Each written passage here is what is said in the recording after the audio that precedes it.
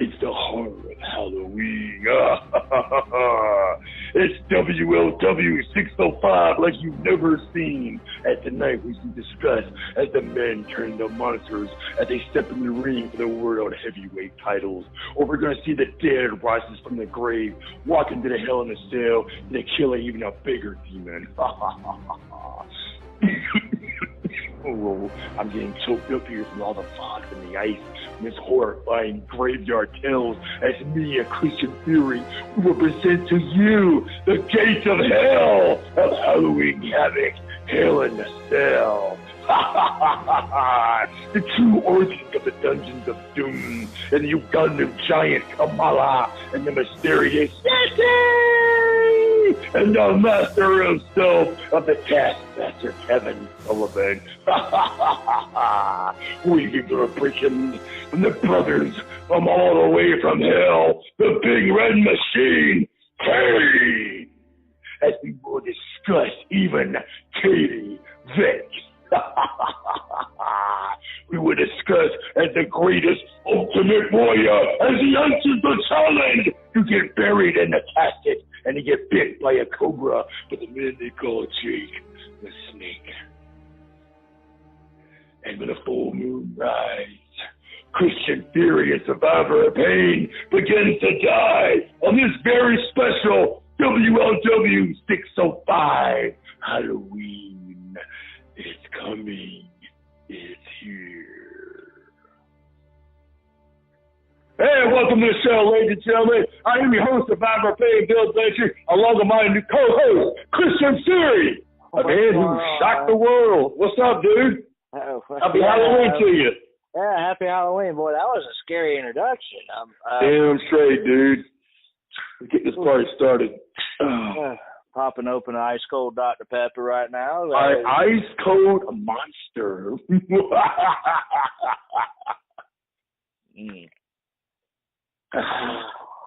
I have got a scary tale that will even make demolition shiver as you think of LOD. Not the LOD, not the Road Warriors, even the powers of pain. Anyways. So, Mr. Fury, we know we normally do spin the wheel, make the deal, but tonight I decided to spin the wheel a little early. I decided I just want to get a little more chills on my bones and a little fight in my spine. I want to show the whole wrestling world what I'm all about. I decided to spin that wheel, and I want my trick or treat to be for real. And let's get started, my friend. All right. Let's get this shot fired. Tonight, all Diligence Marines line up and be prepared to make the first shot. The Christian Fury. Here we go. Shots fired is on, ladies and gentlemen. All right, Christian Fury. What the hell scared you when you were a little squirt when you were watching Superstars of Wrestling? Boy. Are we doing shots fired or WLW? I just said shots fired. And we're firing the first shot. You're already a dumb fuck, aren't you? Dude, I've been hitting the head one too many times. You said both shows in like 2 minutes. I did, didn't I? Yes, you did. Well, it's not my fault. It's not my fault. The zombie Dickens ate half my brain. So only half my brain. No, I think you. I did say WLW 605, didn't I? Well, damn. The joke's on me. Well, how about this? Tonight we combine forces. We'll combine 605 and shots fired for this special Halloween edition. Because we love wrestling, don't we not? Yes, we do. We love chair shots. We love seeing all of mankind fall from heaven straight to hell as he smashed through the table at the hands of the biggest reaper of them all, the Undertaker, and made mankind rest in peace. But he didn't rest in peace, didn't he? Oh, hell no. He climbed back on top of that cage and wanted some more just to get sent right back to hell as he crashed in the ring till we all thought was mankind's death. But it didn't happen, did he? No. The scariest thing about it, you can't kill the undead. You can't kill Dalmatian, mister. They don't die like a man dies. As Reverend once said to Dr. Loomis in Halloween 4, you can't kill Dalmatian, mister. They don't die like a man died. You can shoot him 6 times in the heart. You can set him on fire. You can electrify him. You can stab him with a butcher knife. Or you can lock a casket in his hand, hit him with tear after tear, as Jake the Snake once did to the Undertaker. But even the cobra-biting Python Master couldn't even scare the big Grand Reaper. But it wasn't 2 years later when his own brother, who debuted in the ring with red fire and brimstone, who walked down to the Hell in a Cell, who ravaged with fire and overcome the purple cold in your heart, and he unleashed the gates of hell as he tombstoned the dead man to the ground. But even the Grand Reaper then couldn't stay down. Because after 3 long months, he rose from the grave and answered from the challenge to fight the demon in hell. It's not 1, not 2, but 3 tombstones to beat the big red machine to the ground. I'm having fun. I noticed. I think you need to lay off the gold juice. Well, seriously, dude, what the fuck? Excuse my language. What the heck scared you when you were a child watching wrestling? Okay, now that I got a question, or got a question given to me again. Well, growing up, I have to say the first wrestlers or wrestler, however you want to look at it this way, that scared the bejesus out of me, I'd have to actually give it up to Dangerous Dan Spivey. Skyscraper. Hey, what was it about Dan Spivey that scared you, my friend?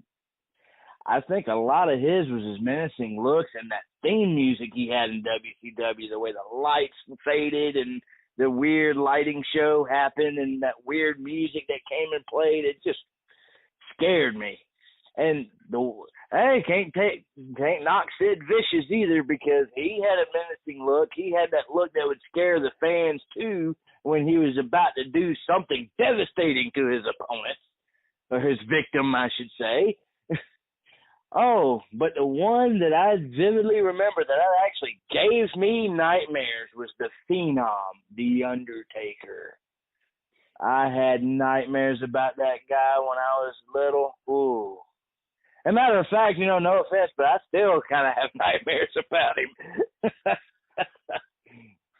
And I bet you still pee in your pants too when you go to bed at night, don't you? About as much as you do.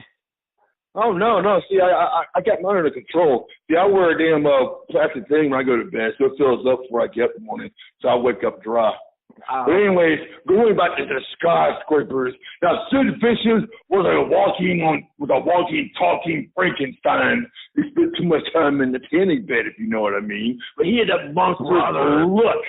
He had that monstrous look. Just insane.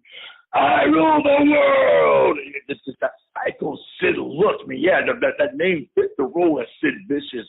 But Dangerous Dan Spivey to me, it wasn't muscles, it wasn't the music, it was his eye. His eyes scared me as a kid. When he get in the ring, he has some weird sick smile, and that frightened me too, if you can believe that. But going on to The Undertaker, I was watching on Thanksgiving night at the Survivor Series when the Dead Man debuted. And as chilling as that was, I got to stay 6 to 9 months later with a funeral parlor, Paul Bearer's funeral parlor. Oh, welcome to my parlor. And the Ultimate Warrior, the man who looked onto the giant in the face and said he wasn't afraid. Ultimate Warrior with no fear in nobody.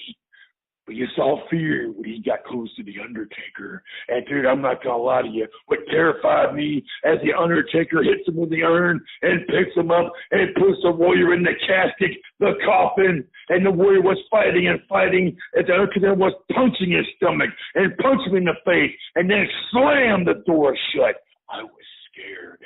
I was terrified. I was a little boy in the room. I was crying for the Warrior.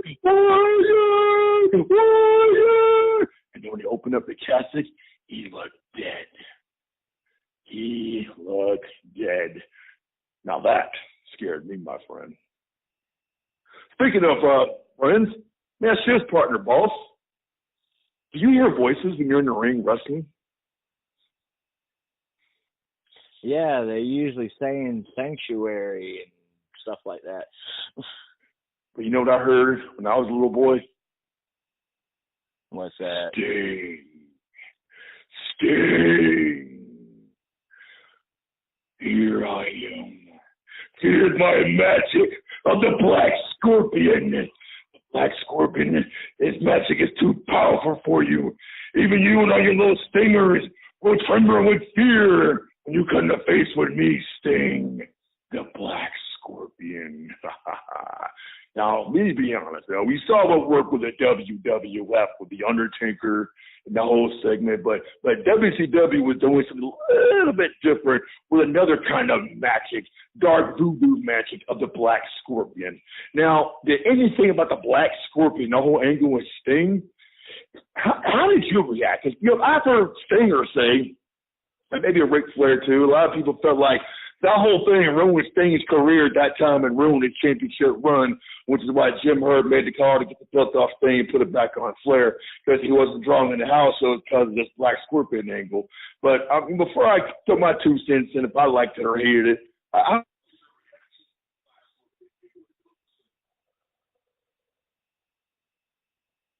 Well, my reaction to it, at first I was scared. I didn't know who it was. I didn't have a clue. The mind games that was being played on Sting during this whole ordeal, that was enough to give you nightmares. Chilling, wanting to sleep with the light on, if you will. I mean, I liked it. I was watching WCW Saturday night. I would see Sting when town come out in the ring and offer a guy $500. Hey man, I want to wrestle one guy to nominate doing it. And for the other guy, I can get $500 if they wrestle this match, because he wanted to hear the Black Scorpion's voice. He's still trying to find clues for the Black Scorpion, and I saw the whole thing at Halloween Havoc 1990 when the Black Scorpion did a whole little magician voodoo magic, if you would, trying to play mind games with Sting. But going into the whole horror concept, he had a pretty good matchup that year with Sid Vicious for the world title. So much controversy happened in that match. Kind of a horrifying Houdini. Sting got kidnapped. Barry Windham runs the ring with face paint, although they didn't show his face, just show him from behind. And then Sid Vicious get the 1, 2, 3. Sid was called the world champion about maybe 30 seconds, 60 seconds. Then the real Sting comes back up like he was tied up in rope, gets back in the ring, hits Sting with a belt, Stinger splash, hold up, 1, 2, 3, Sting retains the world heavyweight title. I mean, but long story short, I don't know. I've heard wrestling fans in the South are different than the fans out up north. Most of my friends talked to me back then and loved it, what was going on, but everybody was trying to figure out who was the Black Scorpion. Who was it? It could have been Eddie Gilbert, could have been Rick Steiner. There was possible rumors that it could have been the Ultimate Warrior, but how could that have been? He was a World Wrestling Federation champion at the time, so it couldn't have been. So it's all one of those horrifying things, but the reality of it was Pistol Pez. Forcing the Black Scorpion because he thought he was going to get the world belt, and he found out he wasn't, and then he won no part of it. So it is what it is. But moving on, dude. I mean, we saw a lot of horrifying things during the Halloween Havoc of WCW, and the same thing with the WWF or WWE with Hell in a Cell. Let's move a little bit forward here. I mean, let's talk about some other dungeons and demons. And I remember the Ugandan giant Kamala. He would slap his tummy. He had this little kind of native gladiator kind of, scary face kind of look kind of deal. And then he was, really to me, I mean, I saw some parts in the late 80s and early 90s, but really caught my eye the first time I ever heard of the coffin match. I mean, you had the body bag matches that Undertaker and Warrior would have. He threw them out some house shows. Even Roddy Piper fought the Undertaker in a body bag match on the house shows. But, the first time you had a taste of death was when Undertaker was building that coffin for the Ugandan giant Kamala at the Survivor Series 1992. That was pretty cool, dude. What do you think of that? Oh man, I love the casket matches. I love the way they evolved, and that was the first of its kind.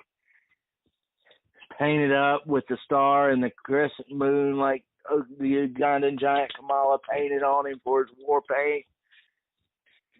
It was awesome, dude. I mean, I'll do one a little bit further. They say the sequels are hard to beat the original, but the second time you would see a casket match is when the build up a couple years later between the Undertaker and he seemed like the invincible, the unstoppable, the grand champion sumo wrestler, if you would, the World Wrestling Federation champion at the time, Yokozuna. And they're matching up Yokozuna against The Undertaker in the casket match. I loved those promos they did all the way up from the November all the way up to the January 1994, the whole cold, encrypted feel, if you would, as The Undertaker, oh, Yokozuna, my Undertaker, this working day and night, before your casket, oh, yes, Yokozuna, Merry Christmas, ho, ho, ho. I mean, dude, God, man, I was feeling the spirit of Halloween even during Christmas when I was watching The Undertaker and the superstars of wrestling build that casket day in and day night, preparing it for Yokozuna. But what about the match? Let's talk about the match, man, that they had, that casket match. Because they were showing definitely some supernatural stuff that happened in that match in 1994. And that's 94. I was in the 8th grade that year. And even at that age, I got a little bit of chills of watching that match between Undertaker and Yokozuna. What were some of your memories about that match or build-ups that you want to share? Sadly, that was a time period I didn't get to watch wrestling that particular year when that happened. But well, dude, go over the WWE Network, $9.99 a month, and watch that match. I mean, Undertaker, Yokozuna. The scariest thing about it, though, boss man, all of a sudden you had the head figures. Also, you had Jeff Jarrett. You have IRS, I think, even came out there. A bunch of other guys came out there repeatedly trying to take Undertaker out. Even Bam Bam Bigelow, I remember specifically seeing him. And what happened was, boss, after they all freaking pounded Undertaker, somehow they opened up the urn, and it seemed like all this smoke and stuff just came out of the freaking urn. It was almost like the Undertaker's power was being drawn away from him. For years, everybody wondered how the Undertaker seemed superhuman, like Lurch or Frankenstein. He just wouldn't feel pain. He would just rise up, right? Well, it wasn't rising no more after bonsai splashes and splashes from the air shrinkers and Bam Bam Bigelow doing some maneuvers as well. And finally, Crush was in there too. Finally, they were able to pull Undertaker into the casket and close it in that wonderful freaking promo, He said one day he will return, and you kind of see like the shadow of the Undertaker kind of rise into the crowd. And dude, it was pretty creepy, man. I loved it. But if you haven't seen it, man, watch January's Royal Rumble in 1994. It was awesome. Gotcha. Well, let me ask you this question. On the other side of the fence, behind the Mason-Dixon line, the World Championship Wrestling, Sting gets an invitation. Stinger, I have an invitation here. The White Castle of Fear. Are you familiar with a strap match? Yeah, that's what he challenged Sting for that vicious leather belt strap match. Big Ben Vader, the White Castle of Fear promo. Now, answer me this, man. Did you ever get opportunity to see those promos for the White Castle of Fear? That I did watch. Awesome, dude. What's your memories of that, man? Going to a secluded location in the Colorado Rockies. And a whole build-up right there, man. It's building up for that damn strap match. It seemed like a psychological victory was already being won by Vader at that point. That's what it seemed like on the promos now. Oh, I loved it, man. It was definitely. I loved the match. Tony Schiavone on what happened when I was watching him do the rerun. A Super Brawl 1993 that took place for the strap match. Schiavone said that was the most brutal match he may have ever called in the ring. And I remember I went back watching that match. Just the marks on Big Ben Vader, the marks that happened on Sting, and Vader got his ear sliced open in that freaking match. I mean, let me ask you this question. When you both been in the ring, imagine how Vader felt after defeating Sting in the strap match and Sting whipping him Vader at the end after it was all over. Vader walks back with a chunk of his ear missing, welches all over his body from the belt, and all he hear was, poor Sting, poor Sting, you know. And Vader's like, brother, a piece of my ear is missing, and all you can talk about is Sting. Yeah, I'm on Vader. I'll be pissed off too, but that's okay. Stinger had more matches with Vader. I'm pretty sure Vader took those sympathy beatings on Sting for that. But, and hey, dude, if you ever watch, I'm pretty sure you've seen this one, the Table of Three. Actually, I think it was between Paige, Sting, and Vader. You talk about that. Vader made a little gesture about that. And Sting says, wow, he's not ticked off about that, is he? Or something like that. He ain't mad about that at all, is he? Yeah, he's not mad about that at all. All they could think about was poor Sting, and I'm the one that took the worst beating. Oh man! But hey, man, let's move on to the forward here, Mac. We got some great more horrifying matches, but you know, the first time I ever heard a spin the wheel make the deal, you know, then I did saw it in 1992, and then this is during the Bill Watts era of professional wrestling. Some say it was good, some say it was bad. It depends on what your perspective of it is. But I was pissed off the first time. Now, I was happy to see Sting go one-on-one with Jake Smith Roberts, right? I mean, I love the build-up. I love what was going on. But to me, a coal miner's glove match, I'm expecting a cage match. I'm expecting a street fight match. I'm expecting something more brutality. A coal miner's glove match that climb the pole to grab a glove. I mean, it just, I don't know, man. I mean, granted, Sting and Jake Smith did the best they could, but I was not that impressed with the first ever spin the wheel make the deal. But, boss, the second one redeemed itself. Cactus Jack, Big Van Vader, in the third big meeting, I think it was. And granted, unfortunately, it was a non-sanctioned match, not for the title, like the other two matches were, I think it was. But Texas Death Match. To me, at that point, that set the standards for what hardcore wrestling is supposed to be. You know, I never really saw anything like that at that point. I saw some, you know, no-holds-barred matches, whatever kind of, you know, deal between the Road Warriors and the Skyscrapers and, you know, the Chicago street fight that they're famous for. But to me, this match right here was nothing of its kind at that time in 1993. Halloween Havoc, Cactus Jack, and Vader. That dude was sick, man. What are your thoughts of that? Boy, that had to be very freaking brutal, gory. Just think, even if you hadn't watched a match, but if you know these guys, Cactus Jack and Big Van Vader, they spilt blood all over the world. Mick Foley got his ear ripped clean off his skull at a match with Vader in Germany, I think. Yeah, it was Germany. Yep. Matter of fact, it was during that time period when that happened. I don't know if it happened before Halloween Havoc 92 or shortly after, but it was during that time period between 92 and 94 when this happened. So they're working together a lot. Mm-hmm. But just the brutality of the whole match is something I ain't never seen before at that point in time. It would look like a train wreck on I-95 by the time it was all said and done. I mean, it was bloody. It was gory. I mean, they went at it back and forth.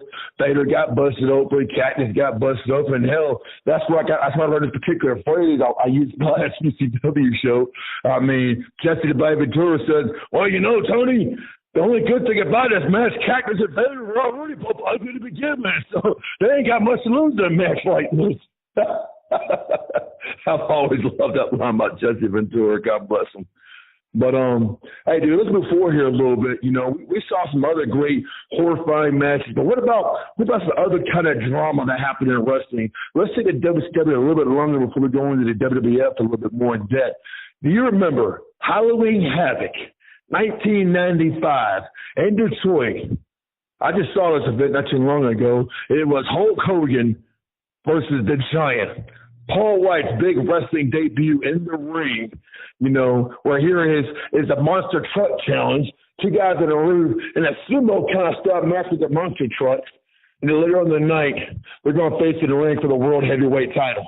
Now, dude, I was hyped for this. I was psyched up for this. I mean, this was the beginning of the big feud between Hulk Hogan and the Dungeon of Doom. Yeah, it can already happen. Already got Bash the Beast that year, but it really went to another level, in my opinion, at this point. So you had the Dungeon of Doom, you had Zodiac, you had Kevin Sullivan, the Taskmaster, obviously the leader, Sullivan's father, the old master, I guess, whatever you want to call him. You know, you had Kamala that was involved in this. You had me, Barbarian, Faces of Fear that was involved. Poor guy, John Tennant, with some earthquake to avalanche. Now he's Shark. What the hell, dude? That part, I felt bad for John Tennant, but hell, at least he had a job, right? And, yeah, exactly. You know, and of course, the Giant. Now, this guy to us, you know, was very, very impressive. He was built as the son of Andre the Giant, dude. And to be honest with you, at the moment, I believed it. I mean, hell, how could you forget that? Big freaking dude. I had no idea he was from Macon, South Carolina. But, you know, the Giant, though, you know, he has such a freaking scary presence, you know, and I've never seen Hulk Hogan was going to be pushed to a limit like he was in this kind of situation. He's older Hulk Hogan, not the same Hulk Hogan that fought Andre, you know, 8 years prior at WrestleMania 3. But in this kind of situation, boss, I don't know if you remember or not, during the Monster Truck battle, okay, Hulk Hogan did beat the Giant truck, pushed him out. Giant gets out of his truck, mad as hell, corners Hogan. Then you get close to the top of the edge of the roof, both of them up on top. The Giant was choking Hogan. Hogan, you know, broke the Giant's choke. Giant loses down and falls off the freaking roof. And Hogan say, "Oh no, help," you know.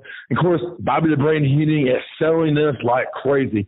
Tony Schiavone is like, "Okay, we need to find out what's going on." And the Brain is crying and begging and pleading, trying to find out what happened to the Giant, what's going on with the Giant, you know. And of course, Hogan gets out to the ring.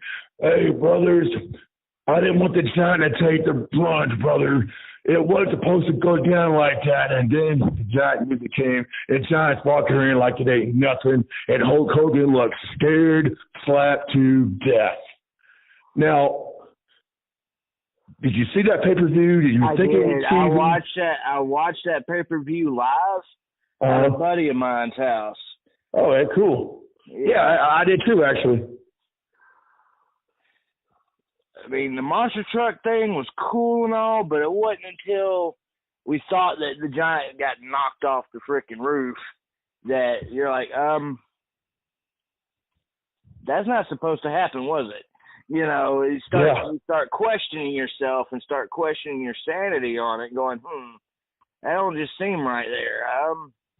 And then with them trying to get updates on the Giant, but nobody knows where they are. They're still searching for him. And then Hogan comes out and starts trying to talk on a mic and trying to, you know, shed some light on everything. And then next thing you know, the Dungeons and Dooms music hit, and out comes the Giant, not even a scratch on him.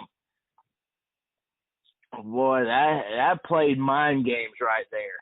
I mean, did you believe it? Did you fall at that moment? Did you fall for it? Did you think, okay, this ain't part of the show? I think you already mentioned it, but really deep down, like, okay, is this a work? I mean, back then we probably didn't know what a work was, but you know, the teenager watching this shit, you're like, oh my God, you know, were you horrified? I mean, the WWE's plan to throw a little trick at you, did it work before it gets you treated later on watching the Giant face Hulk Hogan 1-on-1? I mean, psychologically, yeah, it worked because it surprised the hell out of me. It was more shocked than scared. You know? Oh God, yeah. Well, let's move forward, man. Let's go. Let's check out the other channel. Let's see what Rich McMahon is going to be doing with the WWF. For his some kind of hellacious, horrifying storylines, other than the dead man himself with the Undertaker, if you would. I mean, were there any other wrestlers? I mean, you want to go ahead and jump into the Kane scenario? You know, and the Big Red Machine factors, because he had a lot of crazy death-defying moments as well. I mean, hell, let's talk about this right here. Now, were you scared when this happened? Now, we all saw it, Hell in a Cell, very good match between Undertaker and Shawn Michaels. We all know they set the stage what Hell in a Cell is supposed to be like in the first original Hell in a Cell. That was the debut of the Big Red Machine, Kane. Now, when Kane came out there, what was your initial thoughts? We're like, oh, shit. You know, did you feel the goosebumps? Did you feel something? Or you terrified, intimidated of Kane at all? Or, you know, what was Kane like? I was in awe Because when Kane first ripped the cage off, that was impressive. Ripped the steel door right off the hinges, right off the thing, broke the chain, everything that was holding it. Gets in the ring and was able to stand face to face with the Undertaker, which really there was nobody in the company at the time that could. Everybody had to look up to him at this point in time, and gave him his own tombstone. Not only that, but stealing a page out of the Undertaker's book with the whole magic thing, being able to summon fire out of the post and everything at the time. That's insane, dude. Well, what do you think about leading up to WrestleMania 14? I remember watching this on Monday Night Raw. I can't remember if I was on the phone with you or not that night, but I was talking to somebody. Because out there, Paul Berto, can you show a demonstration of your power? And Kane, like he was just bringing a lightning bolt from the ring and just freaking hitting everybody. He's hitting the announcers at the broadcasters booth, and probably like, what are you thinking of that? Witches of the night? And then all of a sudden, he sits in front of the camera so he got on freaking fire. I mean, well, you believe it, you're like, this guy on freaking fire, you know? I mean, what were your thoughts? I mean, I thought that might have been a little too much comic bookish, if you would. I wouldn't buy that crap for a second. I mean, that's no too much theater, if you would. Little much theater, but at the same time, you know, we're teenagers at this time, so I mean, it was one of those where you're trying to say, okay, this is a little nuts, you know, but you went along with it still because it was part of the story, you know. But can you imagine watching it as a kid? You know, I mean, if you go back and think about the stuff you watched then, and it's probably borderline the same as what we saw when we were growing up, you know, to be perfectly honest. Yeah. Well, what do you think about this? You know, fast forward a little forward later, that you're back to the Undertaker, if you would. No, I'm sorry. I'm going to go too fast. To me, this is another, although it was in the summer, but it had that Halloween feel. Maybe not the cold chills, more like raging fire, if you would. It was one of my favorite summer pay-per-views this year. Actually, I thought this was better than SummerSlam that year. And SummerSlam always never let me down. But this particular year, I thought, like, oh, my God, I got so into it. And at the time, I was pro WCW, but dude, I'm sorry. This is during a time period, even WCW was starting to let me down with some of their pay-per-views. I mean, if you watch Slamboree 98, it was good, but okay. And I saw the Great American Bash 98, that just killed it for me, honestly. You know, the only thing that good happened tonight was Sting beating the Giant, but even then, I was just like, come on, man, I wasn't feeling it.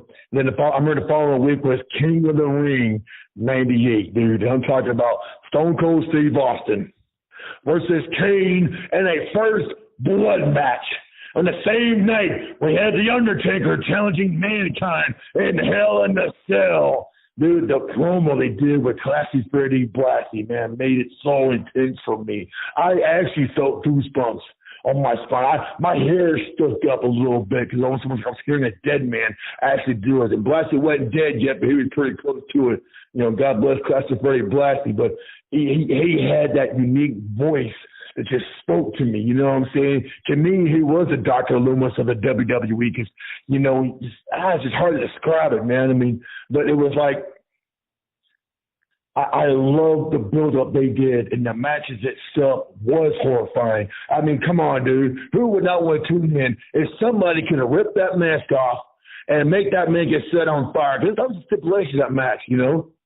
If I don't win the title, I will set myself on fire. And then Stone Cold Steve Austin says, Kane, I get the hot dogs, I get the marshmallows in, I'm going to let you burn your big red ass all night. And you better believe the fire's going to go out. Old Stone Cold will set another log on the fire. And I'm like, you got to be kidding me. So if Austin beats Kane in the first blood match, we're going to see Kane get put on fire, okay? Now, granted, if you haven't been paying attention to the damn storyline, okay, boss, if you haven't been paying attention to the damn storyline, thinking, well, God, I just gave it away right there, how Kane's going to freaking win the damn match, This stupid motherfucker, Kane already set some freaking TV guy on fire. And then what about the Inferno match?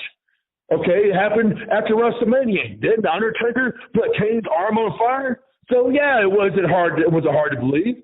You know, it wasn't hard to believe at all. I mean, Stone Cold just won the TNT Championship at WrestleMania. Obviously, the hottest thing going around. They're kicking WWE butts in the race at this point. So no, I did not expect. I did not expect for Austin to lose the belt right there. It didn't make sense at that particular moment. So like, yeah, I'm thinking I'm going to see Kane get put on freaking fire. The mask is definitely going to come off. Austin's going to bust open his freaking hell and rip Kane to shreds. You know, well, why not? But what you saw that night, what you did not freaking expect, I did not want to see another Undertaker and Mankind match. I'm sitting there, my brother-in-law, my sister's boyfriend's house, if you would. And I'm watching this match like, well, let's hurry up and get this freaking beat down over. I was ready to see Austin and Kane. And Mr. I'm seeing Mankind on top of the cage. I'm like, okay. Undertaker on top of the cage. I'm like, oh, okay. I'm going to dance around this for a little bit. I wasn't really getting into it because I've seen so many Undertaker and Mankind matches. What else could he possibly do that I haven't done before? And all of a sudden, Undertaker threw him from the top of the cage to the freaking floor. And, dude, I stood up like, oh, my God! And fright, dude. Tell me that I freaking get your goat. Right then there. Talk about something you didn't expect to freaking see. That woman right there stole the freaking show. Ain't no way in hell Austin Kane was going to live up to that, dude. I mean, damn, man. Comment something here. Yeah, that's no way. I mean, what did you freaking think? You think Mick Foley was dead at that precise moment? When he freaking fell, I mean, it's a human being. It's a body. It's not like it's a dummy. It wasn't like a damn stunt double. I mean, let's start freaking playing tricks on. Oh, that was freaking Mick Foley, Mankind, Cactus Jack, whatever you want to call him, got through from the top of the cage on down to the freaking table. Now, tell me you weren't scared to show us for Mankind's life at that point. I sure as hell was. Dude, honestly, I thought the dude was dead. And if you go back and you watch, what is that, Hell in a Cell 20-year anniversary special that Mick Foley did stand-up, he talks about that very moment. You know,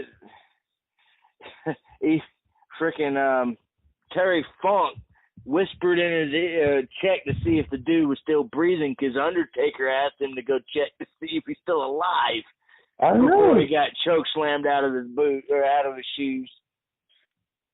Well, it actually happened when the second time. No, he got up and climbed on the back of the freaking cage, and the Undertaker choke slammed him through the freaking cage, and he crashed it on the freaking ring.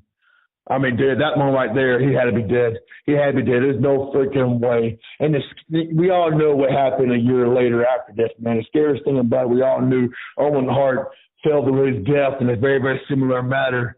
So it was almost like, my Lord, man, talk about, that should be a wake-up call. Mick, why are you taking chances like this? But figure if Foley could survive it. I mean, I don't know. It's almost like you saw the horror right there, but actually lived a tragedy a year later. With Owen Hart, God bless him, man. But damn it, dude.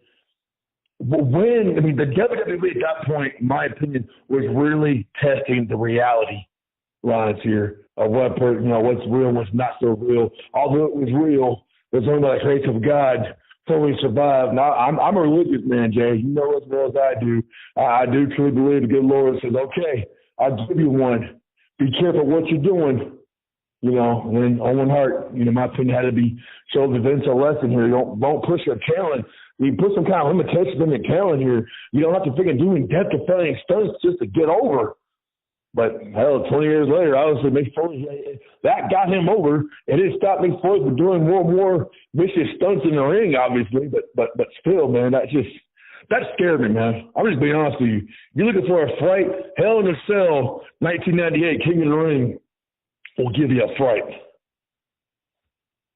But going on to the next match between Stone Cold and Kane, I mean, granted, yeah, Kane did win the match. I mean, Taker and Mankind so tired there and got involved. But you see Stone Cold and Steve Austin, whole body covered in blood. It wasn't on that. The match didn't come off. Austin tried, but he couldn't prevail. The Big Red Machine, the monster, if you would, the walking, talking Frankenstein, if you would, the true monster of the WWF actually became the world champion, the World Wrestling Federation champion, if you would, beating Stone Cold Steve Austin.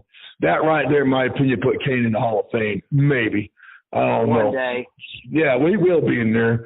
But it's almost like You didn't see masked wrestlers win the World Wrestling Federation Championship or even the world title to that point. I mean, you just didn't see it. I mean, other than Kane and Rey Mysterio, you know, Kane winning the WWF title and Rey Mysterio winning the world title, which we all know goes back to the WCW days, but he was world title in the WWF, but you know what I'm saying. What other masked wrestlers can you think of that actually won the world title or World Wrestling Federation Championship? I think Kane was the first. I'm going to research that, but my memory tells me this. Kane was the first guy as a masked wrestler to be the World Wrestling Federation champion.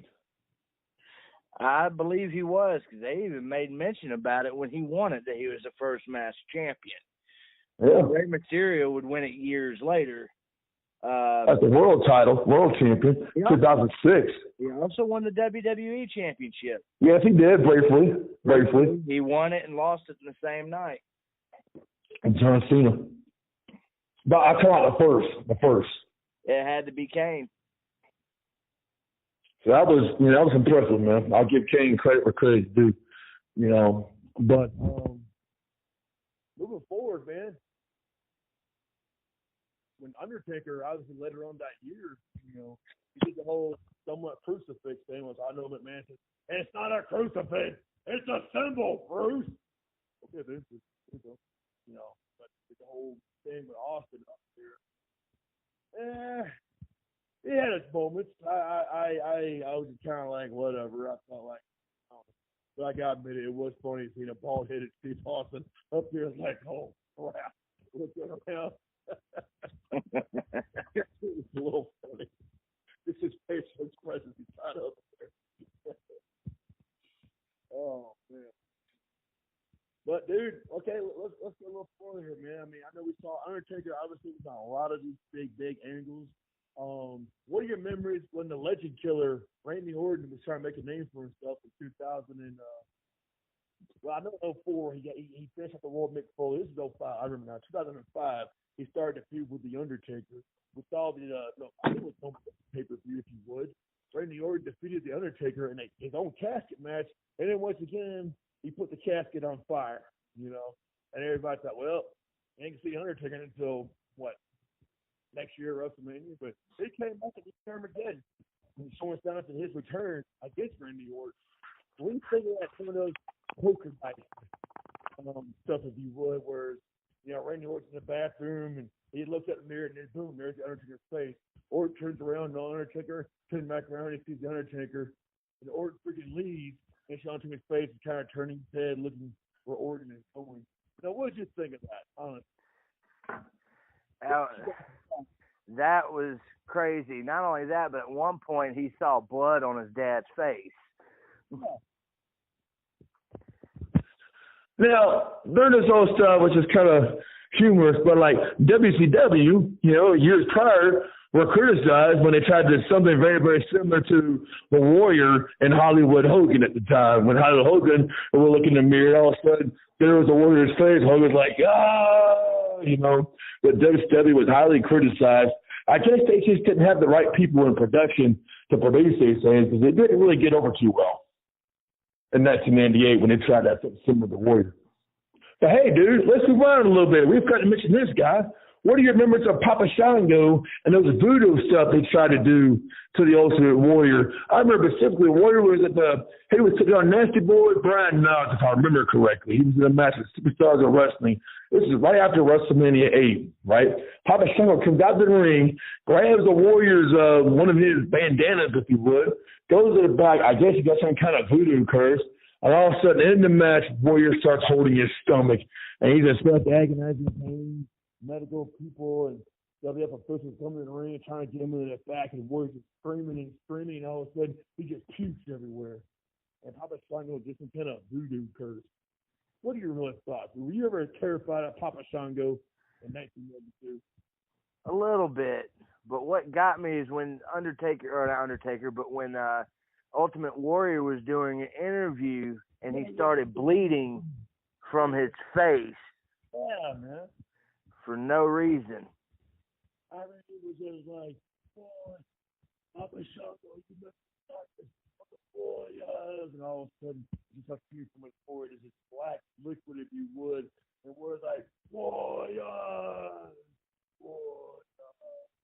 Too much cocaine and coffee over you. But I didn't mean to rewind and fast forward here, dude.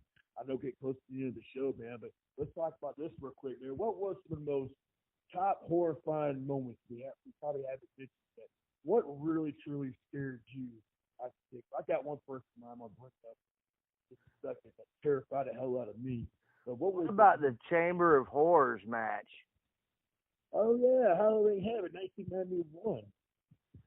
That was pretty interesting. That's where that dude, the butcher, got put in a freaking chair. It was either Sting or Rick Steiner put the freaking switch and electrified him. Yeah. Yeah, I was wondering if you're ever going to get around to that one.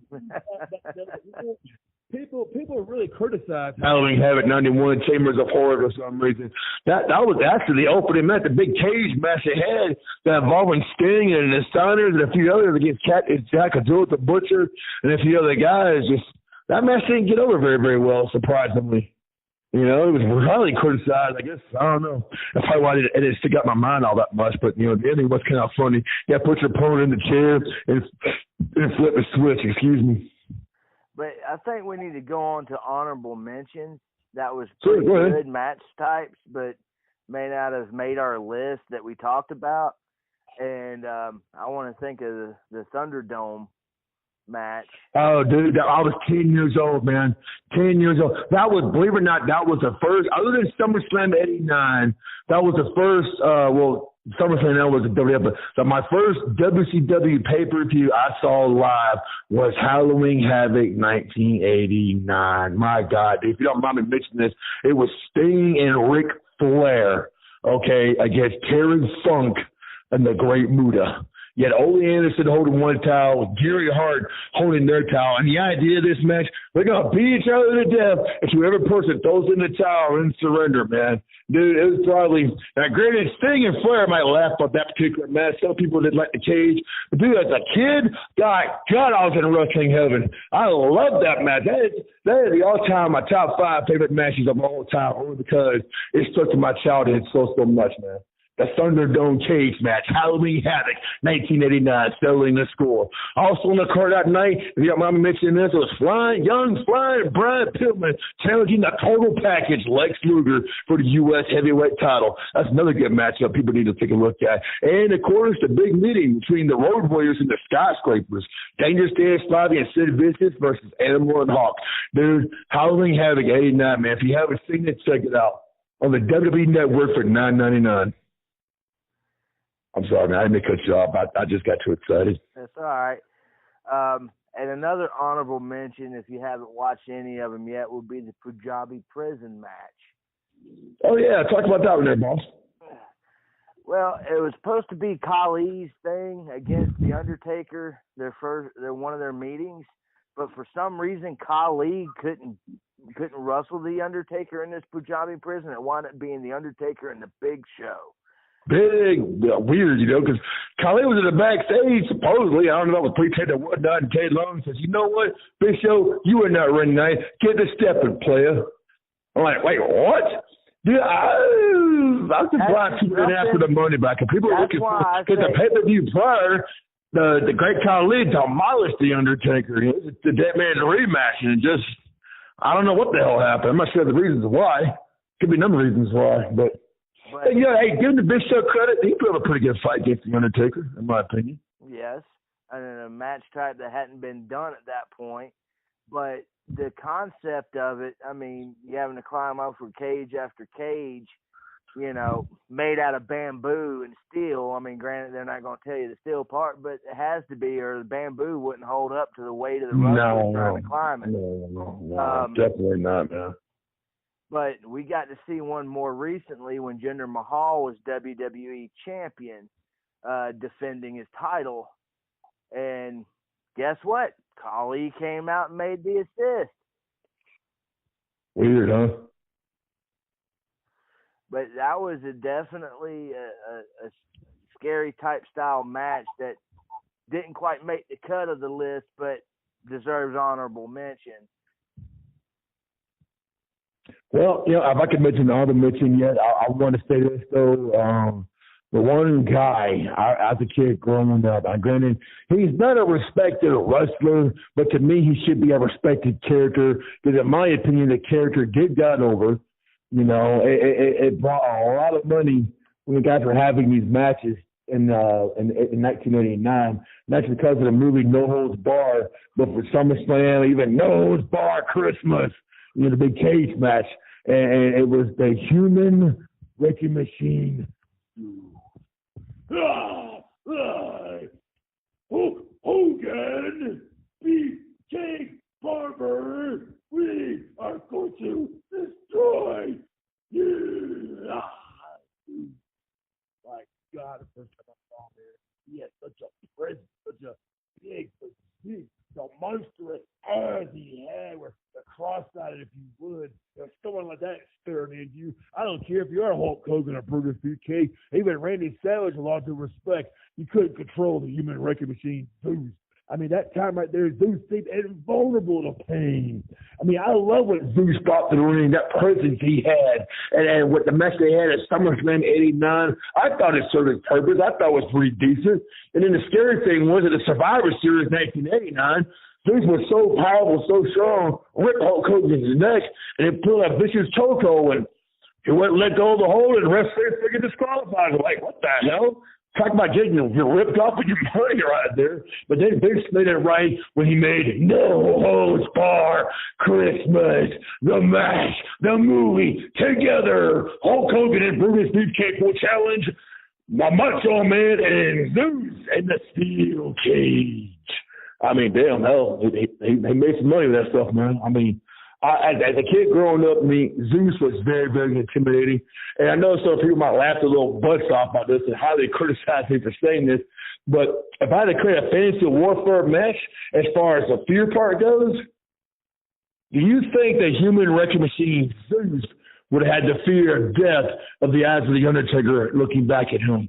I have my doubts on that. At the time, I'm talking about early stage, Undertaker 1990, when I saw the Human Wrecking Machine Zeus face to face, two big boys, both of them, it seemed like they were impervious to pain. Who would have won?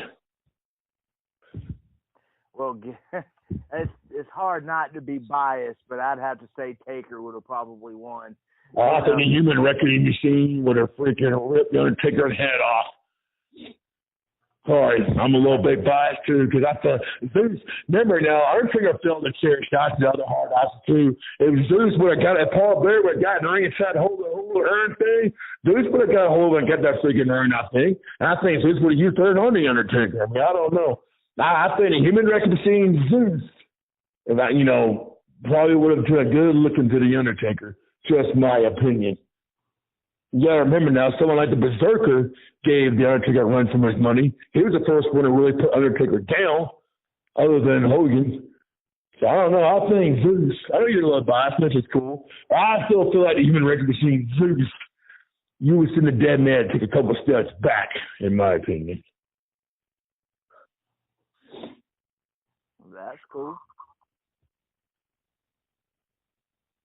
But what about 2018 in the World Wrestling of Entertainment? What's some horrifying things are they talking about doing for Halloween? Or even 2017 or 16 or 15? I mean, oh, yeah, go talk about your boy Bray Wyatt. How do you think he's getting on as a freaking heel in his little demonic, wrong-turn ways, if you would? And it's the Wyatt family and some of the stuff that he does that remind you from The Exorcist. He's almost like that weird Southern preacher, backwoods preacher that is more of a cultist, that tries to get people to follow him and everything. Yeah, that was him with his family, especially when Braun Strowman came in as part of the family. Yeah, that was an intimidating picture. Okay, I got a little situation here for you. If you're booking a big, death-defying war games style of match to match beyond, you bring in the Wyatt family against the Ministry of Darkness or the Brood. How do you feel? Well, the Wyatt family versus the Brood. Or the Ministry of Darkness. Huh? Well, at one time the Brood was the Ministry of Darkness, but yeah, or the three members of the Wyatt family against Gangrel, Edge, and Christian, the Brood. I think they would have matched up against. I think it would have been a good match, but I think the Wyatt family would win that one. But if we went the Ministry of Darkness, being led by Undertaker, and out of the Ministry of Darkness, you had Triple H and we'll throw a big beefy guy in there, Big Daddy V. I was about to say Viscera and Little Vinny. I mean, come on. And then against the Wyatt family, I would have to say the Ministry of Darkness would have won that match. I don't know. I think the Wyatt family would have beaten Big Daddy V. Well, I'm talking about all three. Yeah, I'm pretty sure the other two would have been busy outside the ring, and Big Daddy V probably would have gone down. Wyatt family they're pretty, from what I can tell, they're pretty smart. You gotta remember that was the team that also defeated the Shield in Elimination Chambers. You know, I don't know, dude. I'm gonna disagree a little bit. Not knocking the Undertaker. If Undertaker had his brother Kane with him, which is all he needed, yeah, they would have defeated the Wyatt family. But Big Daddy V don't have a big, history of playing off smarts in the ring. I think they would have they would know it's him or Viscera as the weak link, and they would have gone for him while distracting the Undertaker. Just my opinion.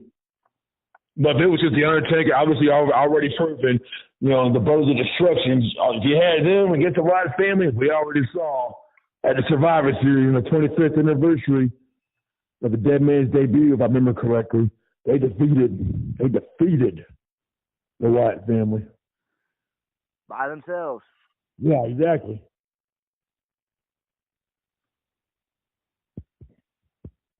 Well, dude, it's been an honor, man.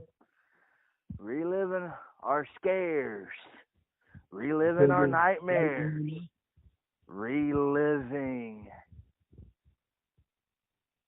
Yeah, I got to say this real quick. I heard this in on their podcast, and I talk about 83 weeks of Eric Bischoff, and then I don't understand this, man. I saw this match. They were criticizing Roddy Piper and Hollywood Hogan cage match at Halloween Havoc 1997. I got to say this, man. I'm going to disagree with Mr. Bischoff here. I thought Piper and Hogan had a good fight. They're trying to say, what no build-up? What do you mean? I saw tons of build-up. I mean, Piper done talked about, how Kurt Angle slammed the door and Ric Flair's head. Hogan, I'm going to slam that damn door 10 times on your freaking head. I'm going to make Mike Tyson look like a vegetarian, I mean, I saw Piper and Hogan really try to fall in and fight each other. I enjoyed that cage match at Halloween Havoc 1997. I don't know if they're freaking, criticized. As a matter of fact, I wanted to go back and watch that match after I heard that podcast. Like, dude, I don't get it. Maybe because I'm a Piper and Hogan fan, but from what it was, I thought Piper and Hogan did a hell of a job at Halloween Havoc 1997 that year. Just my opinion, if you don't mind me saying so. My opinion, I thought it was a good match myself. Yeah. That was actually one of the matches and one of the reasons why I wanted to watch Halloween Havoc that year. Oh, yeah. But Piper said, I'm going to take hell back to Halloween Havoc. Me and Hogan in the cage. I mean, damn it, dude. I was excited. I mean, but then again, Jay, we've been accused of being stupid Southern wrestling fans. I mean, us standing in the WCW, making fun of Southern wrestling. I don't know. I guess we have a different taste than Northerners do. I don't know. Not knocking anybody up north or anything, but hell, don't take away my Southern wrestling, man. I love what I see. Exactly. That's just me, But any other things we need to freaking add a little more fights and chills and fire and brimstone? Are you good? I'm good. I'm good. I got enough to keep me up tonight. Well, I ain't going to sleep, man. The death-defying matches, road casket matches, and the co-runner glove matches, and the leather belt strap matches, and the steel cage matches, to the first blood matches, or oh my God, dude, what the hell, man? He buried him alive! He buried him alive! When The Undertaker was buried alive against Mankind, the pay-per-view was 1996, the first ever buried alive match, and The Undertaker rose from the freaking grave. I'm surprised we didn't mention that one. I just shit popped in my fucking head. Hey, what do you think is worse? I mean, I'm being honest, okay? First you had the body bag match, you know, a body bag. You know, you put your opponent in the body bag, you go into the freaking, you go into the fucking morgue, right? Or a casket match. You get put in a freaking casket. Or more crazy. What's got more crazy than this, Bruce? I buried alive match. Ha ha! I love it, Bruce. Good job. What do you think, man?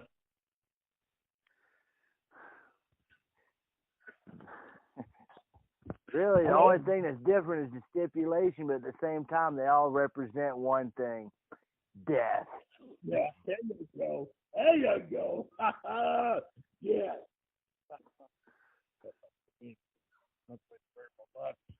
Damn it, Bruce, they're burying him alive. And all the heels under the back. Send Hunter, send Goldust. Everybody there, they're burying The Undertaker alive. I'll feel a little treat in the night. Yeah, I can just see facing all excited. The poor room, I do what's going on. Yeah, we're going to bury him. The Undertaker says, what's this? Damn it, Mark, I paid you $2.5 million a year. Your ass is getting buried alive. Okay, Vince. I mean, damn it, dude. How you sell it to somebody? Okay, you're going to lose tonight. This is how you go put your foot over. You're going to get buried alive. What? Getting buried alive? Oh, shit, really? Yes, you're getting buried alive. I mean, do you say The Undertaker was really enthused about being buried alive? I mean, really? He's a dead man, the Grand Reaper. These are his signature kind of matches, but he actually lost probably more than he actually won. I mean, literally. How do you think he really, really felt about that there, Paul? I don't think he cared for it, to be honest. Especially most of his signature matches, he doesn't have a very impressive win-loss record in them. Well, I think we finished the WOW Shots Fired Special Crossover. I'm your host, the Crate Keeper, survivor of pain, Bill Blanchard, along with the Phantom of the Night, the Mystery of Death, Christian Fury. Or you can just call me William Myers, and there's Jay Voorhees. There you go.